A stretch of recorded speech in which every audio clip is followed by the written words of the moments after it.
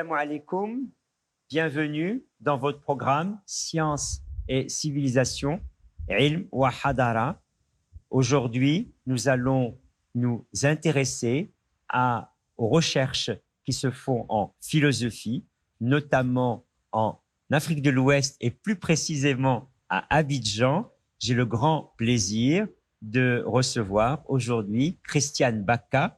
Bonjour. Bonjour, c'est un plaisir partagé. Vous venez d'Abidjan, de Côte d'Ivoire. Oui. Vous enseignez à l'UCAO, l'Université catholique d'Afrique de l'Ouest. Vous enseignez la philosophie. Oui. Avant d'aller plus avant dans votre recherche philosophique et vos enseignements, je voudrais qu'on revienne d'abord sur votre parcours. Vous êtes né dans quel endroit? Vous avez fait quelle formation? D'abord primaire, secondaire et puis universitaire. Partagez avec nous votre formation. Alors, je suis née dans une petite ville de Côte d'Ivoire, dans le sud, qui s'appelle Dabou. Je suis fille d'enseignant. Donc, très tôt, j'ai été nourrie aux sciences et surtout à la littérature. Durant mon premier cycle, comme au collège et au lycée, j'ai été très intéressée par la philosophie, que j'ai eu la chance après d'étudier à l'université. Alors, j'appartiens à une congrégation religieuse qui est engagée dans l'éducation et précisément pour pouvoir venir enseigner, j'ai été envoyée pour faire des études de philosophie que j'ai commencé à Abidjan même, à l'UCAO, jusqu'en maîtrise. Ensuite, j'ai été envoyée en mission d'études en France, à l'Institut catholique de Paris, oui. Où j'ai étudié la philosophie jusqu'à faire mon doctorat en lien avec l'Université de Poitiers. Après mon doctorat, une thèse que j'ai soutenue sous la direction du professeur Philippe Capel, le 3 décembre 2012 à l'Institut catholique de Paris, j'ai continué mes études, mais cette fois en théologie, à l'Université de Strasbourg, où j'ai pu faire un master en théologie. Ah oui, c'est ça. Vous avez cette double formation. Oui. Et nous avons le plaisir de vous recevoir aujourd'hui au Maroc par ce jour de bénédiction où il pleut. Je remercie la Villa des Arts de Rabat qui nous reçoit aujourd'hui. Vos recherches en philosophie ont porté sur cette figure française du début du XXe siècle, très connu, Henri Bergson, qui avait une théorie de l'élan vital, l'intilaq al-hayawi. Cet élan vital, il a beaucoup intéressé les philosophes subsahariens. Je pense particulièrement à un collègue du Sénégal, Bachir Diagne, qui avait parlé de Bergson décolonial. Vous, je crois que c'est les deux sources de la morale et de la religion. Est-ce que vous pouvez revenir sur ce moment important dans votre recherche? Oui. Alors, ma recherche a porté, on va dire, sur deux ouvrages principaux de Bergson. L'ouvrage « L'évolution créatrice » de 1907, un grand ouvrage qui a eu beaucoup de succès autant en philosophie qu'en sciences, parce que Bergson parle à la fois d'épistémologie et de métaphysique, des sciences de la nature, et son dernier grand ouvrage de 1932, Les deux sources de la morale et de la religion. Alors, j'essaie de mettre en lien l'évolution créatrice et les deux sources de la morale et de la religion. Les deux termes qui me permettent de faire la jonction entre ces deux ouvrages sont essentiellement l'élan vital issu de l'évolution créatrice de 1907 et le moi profond, ou encore la question de la mystique issue des deux sources de la morale et de la religion. Alors, ce que je cherche à comprendre, c'est comment la question de l'élan vital qui est fondamental pour Bergson rejoint la mystique des deux sources de la morale et de la religion.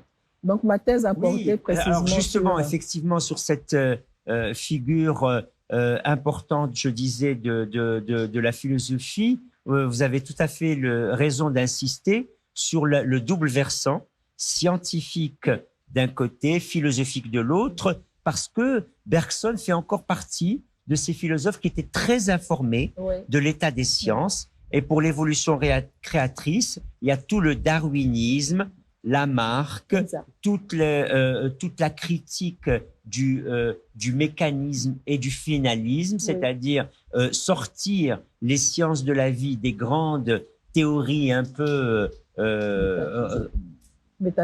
métaphysiques, exactement.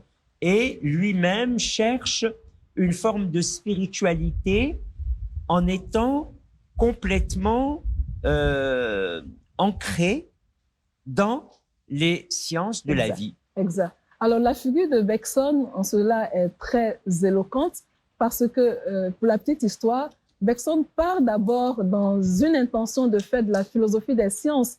Il est épris de Spencer. Il part pour comprendre le temps qui est au cœur de la philosophie de Spencer et découvre dans cette philosophie une doctrine du temps qui reste, on va dire, mécanique. Le temps mathématique n'intéresse pas Bergson. Le temps juste de la mesure, le temps spatialisé par les calendriers, les horloges, ce temps mesuré, il considère qu'il est important effectivement pour les sciences, mais lui, il cherche autre chose que ce temps-là. Il cherche quoi? Il cherche la durée, c'est-à-dire le temps de la conscience, le temps qui n'est pas mathématisable, qui n'est pas mathématique, le temps vécu, le temps de la vie, tout simplement.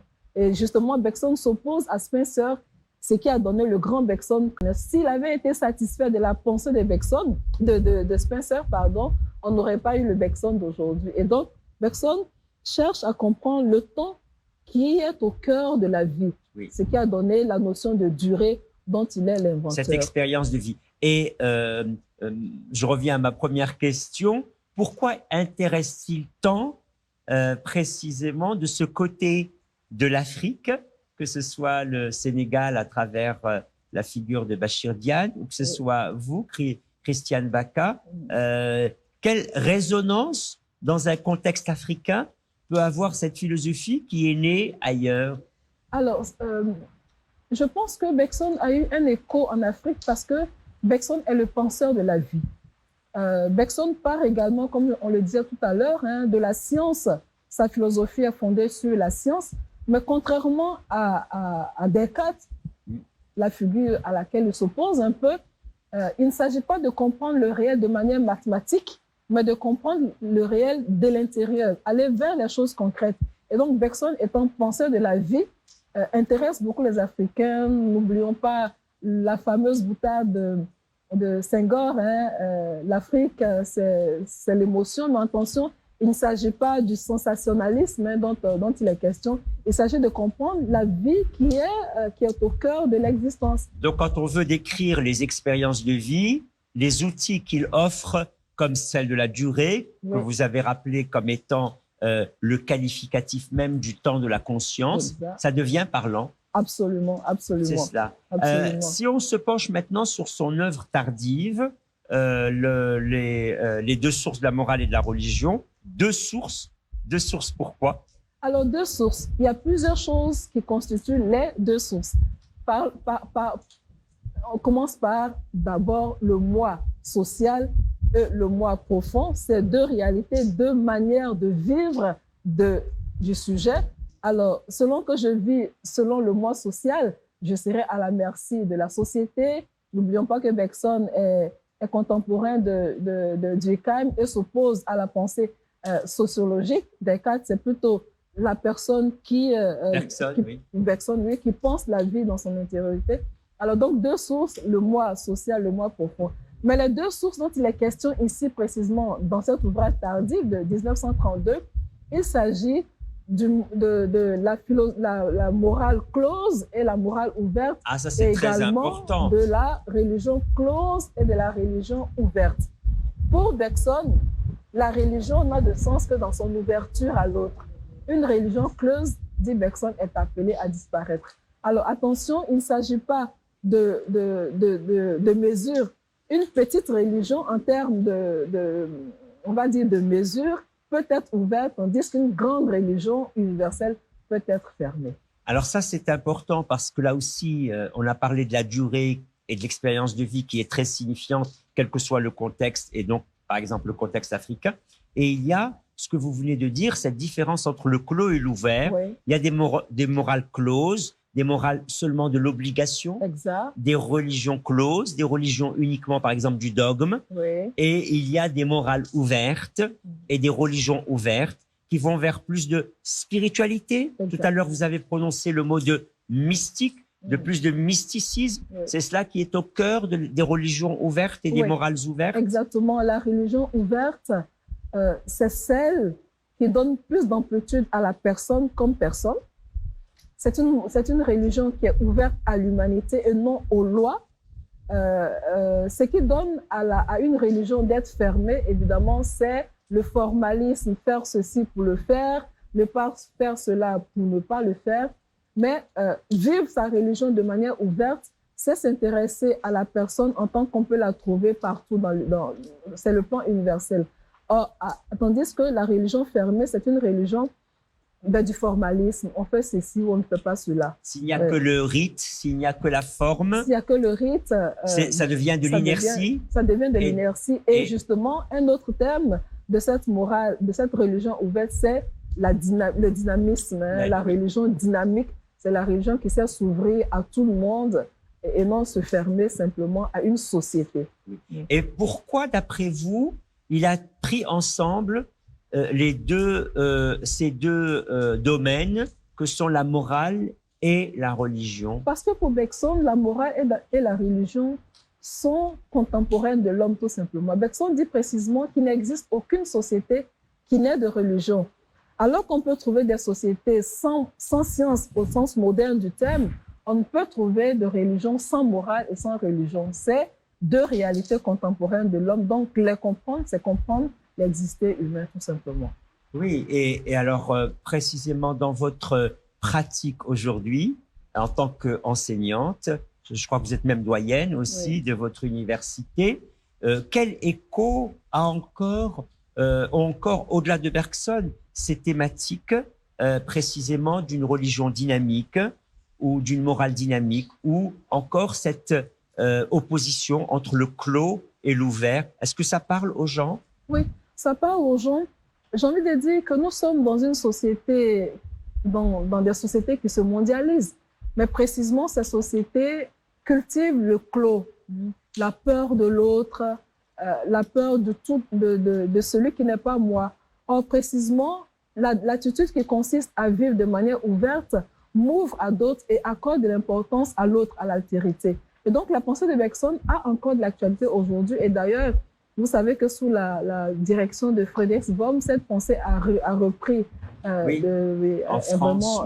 en France et dans plusieurs pays de l'Afrique aussi, hein, le Cameroun comme la Côte d'Ivoire. La pensée de Bergson parle beaucoup parce qu'il s'agit de s'ouvrir à l'universel, mais sans se détruire. Alors, et c'est pour cela que le clos et l'ouvert ne s'opposent pas en tant qu'il n'y ait pas de relation entre le clos et l'ouvert. Pour s'ouvrir, il faut être d'abord soi. Parce qu'une ouverture qui ne tiendrait pas compte de soi, ce serait évidemment de la destruction. Donc, c'est des attitudes Bergson dit, par exemple, l'ouverture suppose d'abord le clos. Mais se fermer sur soi et ne point chercher à s'ouvrir relève, j'ai envie de dire, d'une attitude mortifère. Une société, par exemple, qui serait close uniquement sur fermée elle, sur fermée elle-même. sur elle, Elle se défait, elle se détruit. Bien Oui, sûr. oui. Vous avez beaucoup lu Edith Stein, qui met au centre la figure féminine, mais vous êtes intéressé à la figure de Marie dans les textes scripturaires, dans la Bible. Cette figure féminine, qu'est-ce que vous en faites? Alors, à la suite d'Edith Stein, j'ai écrit un petit ouvrage qui s'appelle D'Ève à Marie, pour montrer que la femme naît Ève et toute sa vie est appelée à devenir Marie. Donc, Ève et Marie constituent en fait deux figures identificatoires de la femme. La femme a à ressembler à la fois à Ève, qui est donneuse de vie, et à Marie, qui est également donneuse de vie. Dans la figure de Marie, on a comme un accomplissement de l'être féminin. D'accord. Et vous savez, il y a un grand écho dans l'islam de la figure de Marie. Il y a une sourate qui s'appelle Maryam, et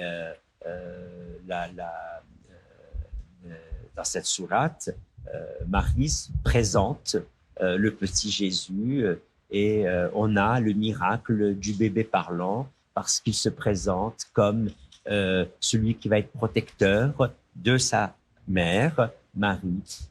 Alors, précisément, cela nous fait le lien, puisque vous parlez du catholicisme, je parle de l'islam. Vous êtes ici, notamment, comme vous l'avez rappelé de manière régulière depuis 4-5 ans, parce que vous participez à l'Institut Al-Muwafaqa, Ma'had Muwafaqa, qui veut dire la connivence, la concordance, le fait de faire que les choses aillent ensemble, de cet Institut Araba, où vous enseignez. Donc, vous pouvez revenir sur cette expérience et sur votre public. De qui est-il fait? Alors, c'est une très belle expérience que je fais à Al-Muwafaqa, que je découvre, comme je le disais tout à l'heure, en 2018. J'ai été invitée d'abord pour donner un cours de philosophie antique à des étudiants en théologie. Donc, j'interviens en tant que philosophe et non en tant que théologienne, mais à un public de théologiens composé à la fois d'étudiants catholiques et d'étudiants protestants. Et je trouve assez particulier dans le monde d'avoir cet institut qui réunit à la fois les catholiques et les protestants. Vous savez que l'histoire n'a pas toujours été très heureuse dans la relation entre protestants et catholiques. Il faut peut-être rappeler justement à nos téléspectateurs que en France, par exemple, l'Institut catholique de Paris est très différent de l'Université protestante de Strasbourg. Exactement. Et c'est à Rabat que les deux courants confluent vers un même institut où on met ensemble des gens en formation de théologie qui viennent de toute l'Afrique subsaharienne pour se former ici à leur métier de prêtre ou de pasteur. Et c'est cela votre public. Exactement. Et j'ai envie d'envoyer un petit mot de remerciement et de félicitations au Maroc. C'est particulier, cet institut dans le monde, de l'avoir ici, chez vous. Alors, il y a ce dialogue qui se fait entre les catholiques et les protestants, mais aussi il y a un dialogue qui se fait avec le peuple marocain. Oui, avec l'islam qui accueille cet institut. Exactement. Oui. Et alors, vos étudiants, donc vous leur enseignez surtout la philosophie. La philosophie, oui. Et comment l'articulent-ils à leur propre parcours théologique? C'est une question qui m'intéresse personnellement, parce que je pense que toute la théologie, quelle que soit la religion envisagée, gagne à prendre des outils philosophiques. Exactement. Vous l'avez dit, ce que la philosophie apporte aux théologiens, ce sont des outils, le concept. Il faut pouvoir dire sa foi, et dire sa foi demande qu'on maîtrise l'outil conceptuel. Et c'est ce qu'on essaie d'enseigner aux étudiants de théologie, en leur montrant les outils conceptuels qui leur permettent de comprendre leur foi. Alors là, précisément, je donne un cours de philosophie antique. On ne peut faire de théologie en tant que telle sans avoir compris un tout petit peu ce qui sous-tend la philosophie grecque. N'oublions pas que le mot théologie n'est pas d'abord théologique, c'est un mot philosophique que Platon invente pour s'opposer à la manière anthropomorphique de comprendre le réel. Oui, c'est cela. Donc, l'idée selon laquelle la philosophie nous éloigne de la théologie est une idée fausse. C'est une idée fausse parce que, d'ailleurs, au cœur de toute philosophie, il y a une théologie qui se passe. La connaissance des dieux, c'est la connaissance théologique. Et au cœur de la philosophie platonicienne comme aristotélicienne, il y a une pensée de Dieu qui sous-tend la pensée platonicienne. Ouais. Alors effectivement, il y a ce lien, d'ailleurs dans l'histoire vérifiée, entre la philosophie et la théologie, que ce soit précisément dans le monde arabo-musulman, ou dans le monde chrétien, ou dans le monde hébraïque. Il y a une réflexion qui se nourrit par exemple, des grandes catégories d'Aristote, concevoir, juger, raisonner, définir les grandes opérations de l'esprit qui intéressent ceux qui s'intéressent précisément aux textes scripturaires. Absolument. Absolument. Ben, c'est tout le déploiement de la philosophie médiévale qu'on peut définir comme la rencontre entre les trois monothéismes et la pensée grecque. Vous l'avez dit, Aristote va nourrir plusieurs philosophes arabo-musulmans, chrétiens, juifs, qui essaient de faire la jonction justement entre cette philosophie grecque et les catégories aristotéliciennes. Alors, ça donne les grandes figures que nous connaissons de la philosophie médiévale. On peut en citer quelques-unes, Avicenne pour le monde arabo-musulman, Thomas d'Aquin pour le monde catholique, Maïmonide pour le monde juif. Et aujourd'hui, cela se continue puisque nous sommes partis tout à l'heure de Bergson et les outils qu'il donne dans les deux sources de la morale et de la religion, les outils pour penser la spiritualité, quand il fait un parallèle entre la figure de Socrate et la figure de Jésus. Absolument, oui. Oui. De très belles figures. Hein. Alors, on a l'impression, quand on lit les deux sources, que Bergson christianise Socrate. De fait, la figure de Socrate et de Jésus sont effectivement parallèles. Socrate meurt pour une idée. Jésus meurt on le dit, pour sauver l'humanité. Socrate s'intéresse à la personne humaine qu'il veut promouvoir puisqu'il met au cœur de la réflexion philosophique l'homme. Jésus en fait autant. Donc, deux figures assez parallèles, on trouve des similitudes dans leur vie. Il y a toute cette partie intellectuelle qui vous intéresse dans votre parcours entre philosophie et théologie, mais il y a aussi toute une partie pratique.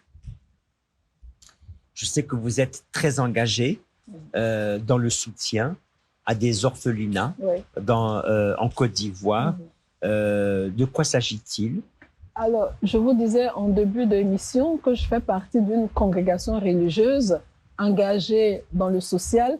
Et dans ce grand ensemble d'engagement aux côtés des pauvres, il y a les orphelinats, mais il y a aussi des écoles dans des milieux ruraux pour permettre à des familles qui ne peuvent pas scolariser leurs enfants d'étudier comme les autres. Alors, dans les orphelinats, c'est un milieu assez, on va dire, où on fait l'expérience de la pauvreté humaine, hein, des enfants qui sont soit qui ont perdu père et mère, ou seulement le père ou la mère, ou même abandonnés. Donc, ma congrégation, les religieuses, essaient de donner à ces enfants-là la possibilité de grandir dans un milieu familial et de favoriser ainsi un jour leur insertion dans la société. Alors, ils sont là, c'est leur milieu, c'est leur famille, on leur donne et l'amour et tout ce qu'il faut pour leur croissance. Ah oui.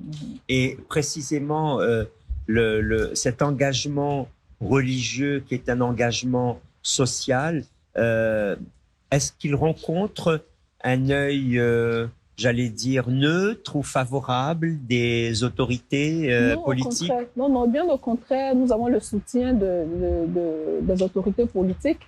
D'ailleurs, nos orphelinats, en bien d'endroit, bénéficient d'une petite subvention que donne l'État pour favoriser la croissance de ces enfants que nous accueillons. Écoutez, merci beaucoup pour tout ce que vous faites.